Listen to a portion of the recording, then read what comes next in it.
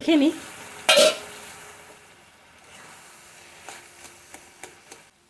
একটু দিয়ে দেবো চালের ঘোল।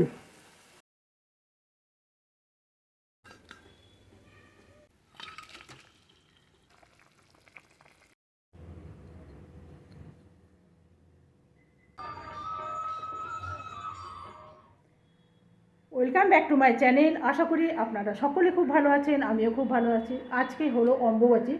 আজকে অম্বুবাচী পড়ে গেছে সকাল 8টার থেকে, আর সেই জন্যে বেশ রাস্তাঘাটে বেশ ভিড়ভাড়। আজ থেকে মানে মন্দিরে যাওয়ার পথে কোনো গাড়ি টাড়ি চলে না। আর এই সময় না সবাই এই রাস্তাগুলোতে হেঁটে মন্দির অবধি যায়।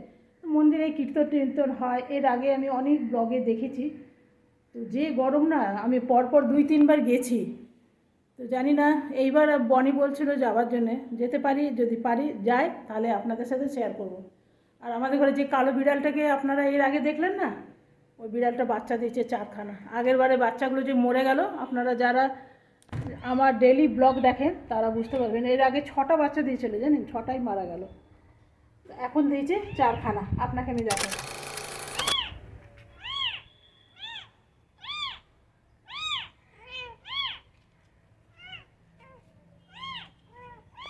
খানা বাচ্চা দিয়েছে। তো এটা আমাদের বিড়াল না, কি করব বলুন, বাড়িতে বাচ্চা দিয়েছে যখন, তাকে তো দেখভাল করতেই হবে। এমনি তো ফেলে দিতে পারি না, এক তো পশু জাত। তো চলুন, আমি বসে এসেছি আজকে মাছের তরকারি। তো মাছের তরকারিটা হয়ে গেছে, মাছগুলো ছাড়া বাকি আছে, মাছগুলো ছেড়ে দেবো। আমি চলে এসেছি রান্নাঘরে, আর মাছের ঝোলটা কষানো হয়ে গেছে, জলও ঢালা হয়ে গেছে। এবারে এই যে দেখছেন মাছের মাথাগুলো, এগুলো আমি এবারে দিয়ে দেবো। ভেবেছিলাম মাছের মাথা দিয়ে মুগের ডাল বানাবো, খেতে ভীষণ ভালো লাগে। তো এখানে একখানা মাছের মাথা আছে, তবে মাছের মাথা আমাদের বাড়িতে কেউ খায় না।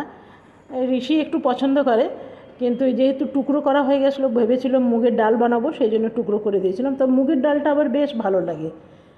আর আজকে তো অম্বুবাচী শুরু, তো ভেবেছিলাম মন্দিরে যাব। তো সে আর যাওয়া হবে কি না জানি না। কালকে বলে রাখি যে কালকে যাব কলকাতা, একটু নিজের পার্সোনাল কাজ আছে সেই জন্যে। তো চলুন, এইদিকে হচ্ছে ডাল। এটা আছে একটা কোস্টার।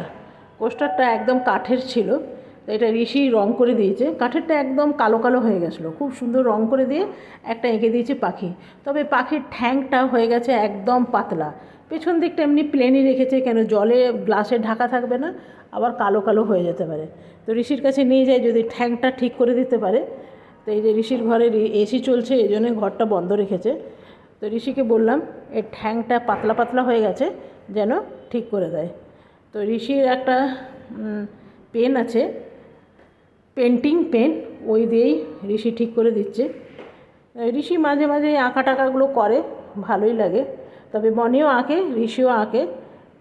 তবে ঋষি সবসময় আঁকা নিয়ে একটু অ্যাক্টিভ থাকে, পাথরের উপরে আঁকে, কখনো আবার পোস্টার আঁকে, মানে যা পেলো তার উপরে। এর আগে আপনাদের দেখেছিলাম একটা গ্লাসের উপরে খুব সুন্দর পেন্টিং করেছিল। তো দেখুন এখন পাটা ঠিক লাগছে, আপনাকে আমি দেখাই। এই যে একটু মোটা মোটা লাগছে, তো ঠিক লাগছে। এই যে এই গ্লাসটা, এটার উপরে ঢাকা থাকে। তো চলুন, আর এদিকে বসাচ্ছি আমি একটু থোড়ের জন্য আলু ভেজে নিচ্ছি। আলুর মধ্যে দিয়ে দিয়েছি নুন আর হলুদ দিয়ে, এটা একটু ভাজার পালা। থোড়টা আমি সেদ্ধ করে রেখে দিয়েছি। এই সকালে উঠে আগের দিন থোড়টা কেটে সেদ্ধ করে রেখেছিলাম। এখানে দিয়ে দিচ্ছি একটু সবজি মশলা, এটা আমার বাড়ির বানানো। এর আগে আমি অনেকবার দেখেছি, আপনারা যারা আমার আগের ভিডিও যদি দেখেন তাহলে এটা নিশ্চয়ই খুঁজে পাবেন। দিয়ে দিলাম একটুখানি ধনে গুঁড়ো। এটা একদম নিরামিষ বানাবো। তবে জানেন তো, এইখানে যে অম্বুবাচী হয়, সে অম্বুবাচীর সময় এইখানে অনেক নিয়ম আছে। কেউ জানেন তো এই 4 দিন ঠাকুর ঘরেই ঢুকে না, ঠাকুরকে সন্ধে দেবে না, একদম ঠাকুর ঘর বন্ধই রাখে। এইখানে মানে কামরূপ কামাখ্যাতে এখানে মানে অনেক রকম নিয়ম আছে, যেগুলো আমরা তো আগে মানতাম না। এখন কামাখ্যায় আছি যখন, তখন এগুলো আমরাও মানে। এই 4 দিন মাথায় কেউ স্নান করে না, সিঁদুর পরে না। তারপরে অনেকেই আছে যারা একদম নিরামিষ খায়। তো এই আর কি, আমরাও ঠাকুরের সন্ধে টন্ধে খুব একটা দিই না। গোপাল আছে, গোপালকে খালি খাবারটুকুই দিই, আর ঠাকুরের সন্ধে টন্ধে খুব একটা এখানে দেওয়া হয় না। 4 দিনের দিন যেদিন মানে কামাখ্যায় গেট খুলবে সেই দিনই আবার এখানে ঠাকুরের পুজো টুজো করা হয়। তো এই কামরূপ কামাখ্যা নিয়ে অনেক গল্প আছে, সেটা আপনাদের আমি পরে বলবো। আমি এইখানে আসার পর অনেক গল্প জেনেছি, শুনেছি, অনেক মানে আগে আমি অনেক ভিডিও দিয়েছি, সেই জন্য আর এখন বললাম না। সেই ভিডিওগুলো আপনারা অবশ্যই চেক করে নেবেন, তাহলে আপনারা সব বুঝতে পারবেন। তো চলুন, এই রান্নাটা আমার একদম রেডি হয়ে গেছে। দেখছেন, দিয়ে দিলাম একটু চালের গুঁড়ো, দিয়েতে কি সুন্দর পিঠালি টাইপের হয়ে গেছে। আর নামাবার আগে দিয়ে দেবো অল্প ঘি দিয়ে দিলে টেস্টটা ভীষণ ভালো আসে। তো চলুন এরপরে এটা নামিয়ে নেবো, দুর্দান্ত হয় স্বাদে। আর এদিকে ঋষিরও খিদে পেয়ে গেছে, ঋষিকেও খেতে দিয়ে দেবো। আর আমারও খিদে পেয়ে গেছে, এখন প্রায় বাজে 2:30। তো সেই জন্যে ভাবছি আগে খেয়ে নিই, খাওয়ার পরেই যা কাজ করার আরও করব। দেখুন, আজকে আমার হলো থোড়ের ঘন্ট করেছি, মাছের তরকারি করেছি, আর ডাল করেছি। চলুন এটা নিয়ে নিই। তবে জানেন তো, এখানে প্রচণ্ড ভিড়, আপনাকে আমি দেখাবো। এর আগের বারে কী হয়েছিল জানেন, আমাদের বাড়িতে দেখুন থালার মধ্যে পাখাটা ঘুরছে দেখা যাচ্ছে। এর আগের বারে কী হয়েছে জানেন, আমাদের বাড়িতেই যত মানে বাইরের থেকে কামাখ্যা দর্শন করতে সব ভক্তরা আসেন, আমাদের উঠানটাতেই রান্নাবান্না করা হতো। তবে আগের বারে দেখলাম না, বেশ মানে অনেক অজানা লোক ঢুকে গেছিলো। তো সেই জন্য এইবার আর দিলাম না, এইবারে বাইরেই রান্নাবান্না করছে। সেটা আমি আর আপনাদের দেখাতে পারলাম না, কেন কি আমি তো কলকাতা চলে আসব। আর রাত্রেবেলায় যাব কিছু ভিড় দেখাতে অবশ্যই। এর আগের বারে অনেক দেখেছি, আমি প্রত্যেক বছরই দেখাই, যবে থেকে ভিডিও করছি তবে থেকে দেখাই। আর এই থোড়ের ঘন্টটা যা সুন্দর হয়েছে না, দুর্ধর্ষ। তো চলুন আমরা খেয়ে নিই, খাওয়ার পর আবার দেখা হবে। তো থোড়ের ঘন্টটা দিয়েই ভেবেছিলাম ভাতটা খেয়ে নেবো, কিন্তু ভাবছি মাছটাও খাই। মাছটা একদম পাতলা টলটলে ঝোল করেছে।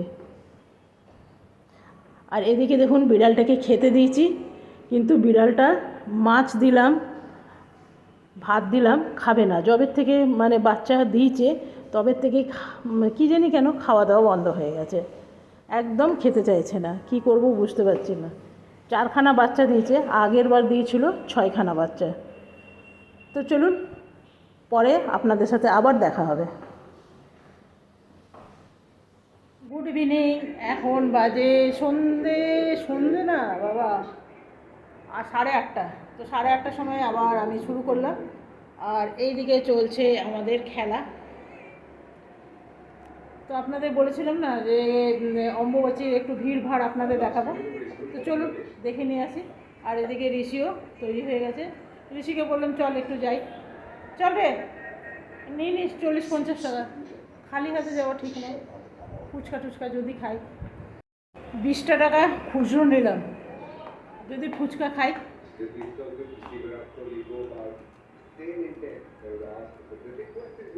বিড়ালটা কি হয়েছে কি জানি, বাচ্চা দেবার পর থেকে না কিছুই খাচ্ছে না।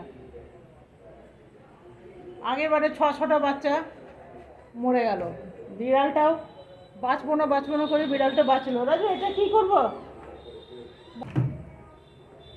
যা মশা না, অনেকে উঠে নিয়ে চলে যাচ্ছে।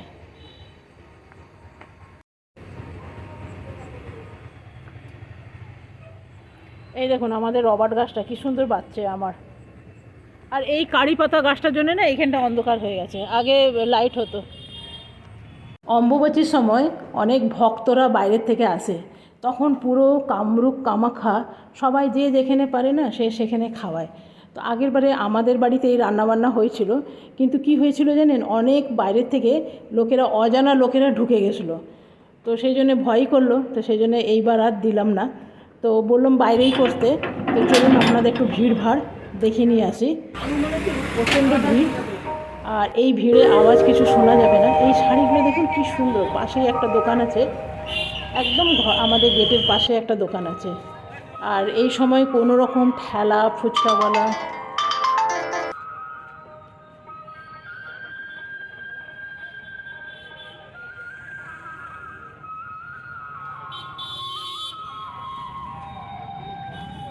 তো অনেক মাইক টাইক বাজছে, আপনাদের একটু শোনালাম। তো সেই জন্য আমাকে ভয়েস দিতেই হচ্ছে। এখানে কামরূপ কামাখ্যায় আপনি যেখানে দেখতে পারবেন অজস্র এই 4 দিন ভিড় থাকে। দূর দূর থেকে মানুষ আছে, একটাও হোটেল আপনি খালি পাবেন না, আগের থেকেই বুক হয়ে যায়। আর এইগুলো যারা আছে না মন্দিরে প্রচুর মানে পুরো মানে যত মন্দির আছে সব এদের জন্য বানিয়ে দেওয়া হয়েছে, থাকার ব্যবস্থা, খাওয়ার ব্যবস্থা, এবং রাস্তায় রাস্তায় অনেক কিছু জল, বিস্কুট, পুরি, সবজি সব বিতরণ করা হয়। আর এই সময় না মায়ের একটা অদ্ভুত শক্তি আসে, জানেন তো, সেই শক্তিতে অনেক মনোবাঞ্ছা মানুষের পূর্ণ হয়। এই সময় তো মন্দির অবধি বাস দেয় না, আপনাকে পাহাড়ি রাস্তা হেঁটেই যেতে হবে। একটু তো কষ্ট হয়, যাওয়ার সময় কষ্ট হয়, আসার সময় এতটা কষ্ট হয় না। কিন্তু আমি যতবার গেছি মায়ের কাছে যা যা চেয়েছি আমার পূর্ণ হয়েছে। আশা করি আপনারা যদি যান আপনাদেরও পূর্ণ হবে। তো আজকের ভিডিওটা আপনাদের কাছে কেমন লাগলো অবশ্যই জানাবেন। যদি ভালো লাগে লাইক করতে ভুলবেন না। কালকে আসবো নতুন ভিডিও নিয়ে। সবাই ভালো থাকবেন, সুস্থ থাকবেন। ধন্যবাদ।